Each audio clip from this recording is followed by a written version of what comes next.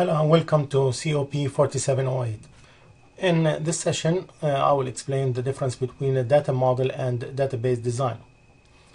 As you can see here, the relationship that we created last time between the department and the employee, it was a one-to-many relationship between two tables that we created as seen in this graph or this figure.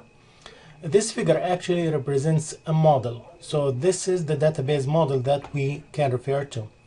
In this model, we have two entities, the department and the employee. We have determinants for the department, which is department ID, that can determine other values within the table. While in the employee relation or entity, we have employee ID as a determinant that can determine the attributes within that table. In this case, the functional dependencies for the first one, department ID, will lead to or will determine department name and department phone number.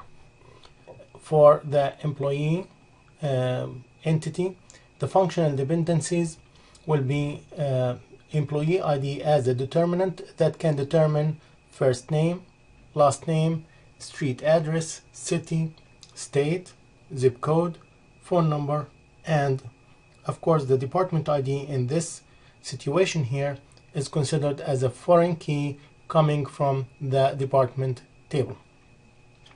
What will be the difference between the model, database model, and the database design? In the database model, as you can see, we don't have any information about the data types. We don't have any information about the size or anything about the attributes. And to know more information, actually, we need to go to the department table or the employee table to look at the data types and the other constraints associated with it. But with the database design, when you design a database, and we are going to learn that in a different session using Microsoft Visio.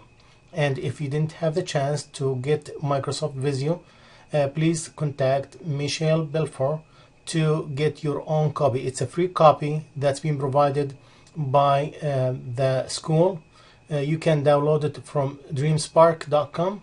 All what you need is a link that can be provided to you by Michelle Belfort, and you can contact her at belfortm@daytonastate.edu. Again, we will explain how to use Visio, Microsoft Visio, to create the design in a different session. In the design, you will have the table name, department, employee. You will have the department ID, employee ID as primary keys. The department ID here is foreign key. But for the attributes, you will get the null, not null constraint.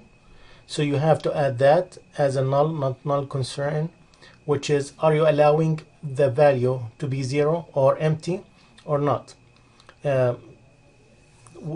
In this case, if you go to the web or you are trying to fill information form for any government or any company, you will see that some of the fields are mandatory and some of them are optional. First name, last name maybe or have to be mandatory, but maybe the phone number is optional. You don't have to put your phone number. And that's the difference between the null and not null.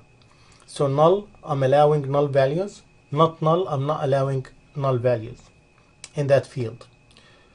Also, in the design, we need to specify the database type between text, number, integer, date, time, whatever the type of data that we are going to use, and the size of that field. So if it's text or variable character, for the variable character, is it size 50, size 100, size 150? For the street address, I cannot put the size as variable character 10 because variable character 10 will not be enough for long street addresses. So I have to consider long street address, short street address. That's why, I can put the size for the variable character as 50, maybe 100, which will cover any size for street address. So that's the difference between the database model and the database design. That will be all for this session. Thank you and have a great day.